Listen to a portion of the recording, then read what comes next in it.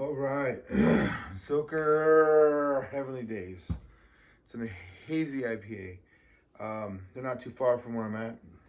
They make great beers. They cover everything from your IPAs, your pales, sours, which they did a great job on. Like when I first started this, I didn't even do a video on it. It just had like a bunch of like snap. I don't know. I did like Instagram, but it was like quick, and I did like Snapchat, and it was just very fast. But they covered stouts, everything. They have this very distinct happy medium that either goes a little very bold, but like you can still enjoy it as an average consumer.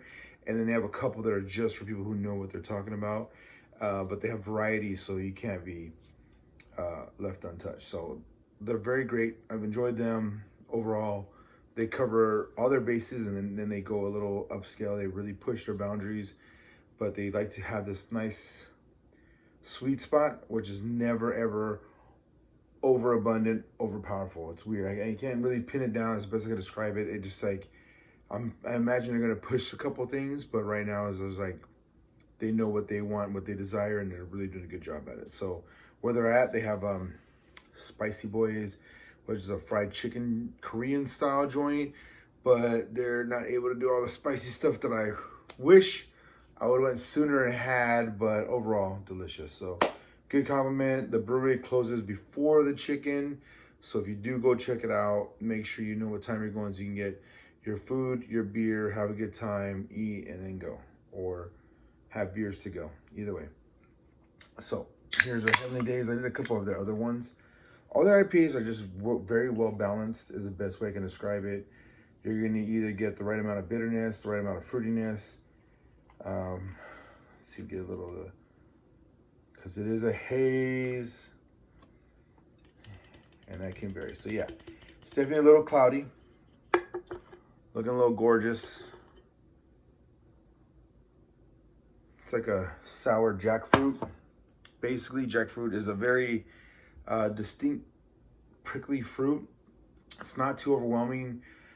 It's very hearty, so when you cook it, it's stringy, so it reminds you of like pork. It makes a very great vegan pork barbecue is what they do with it. I don't mind it so much. I don't like vegetables replicating meats. I like when they do their own thing, and jackfruit has always just been its own thing. You can get it canned, already ready to go. Fresh, it's up to you, but it's very clean, citrusy, light fruit with the citrus. Like it has like a little natural sweetness, but when you cook it, it quickly absorbs everything you got with it. So that's like just something to know.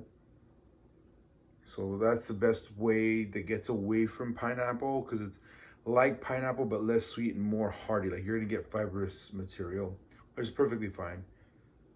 But yeah, it's very beautiful. Just a slight piney on the smell. On the taste buds, it's very tangy but balanced. Pineapple, jackfruit, orange, all that beautiful. You can get those sweet citrus notes, but they're very savory. Not quite sour, but just definitely savory. If you ever had a pineapple that just wasn't sweet enough, it still has a lot of beautiful flavor.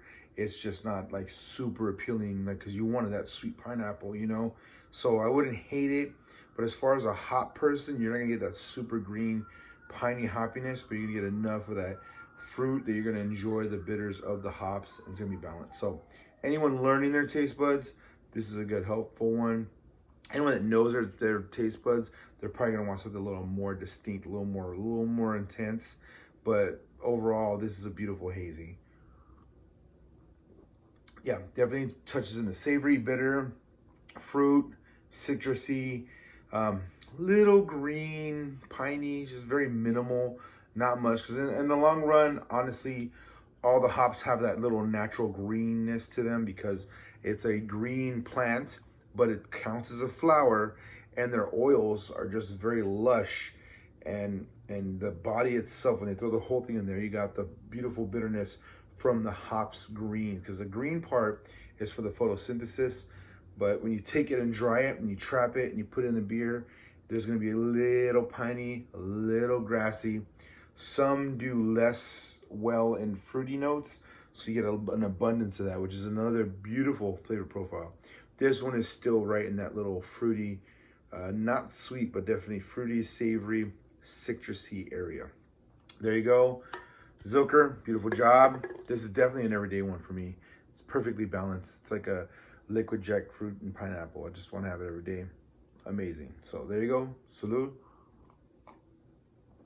Thank you, and I love it.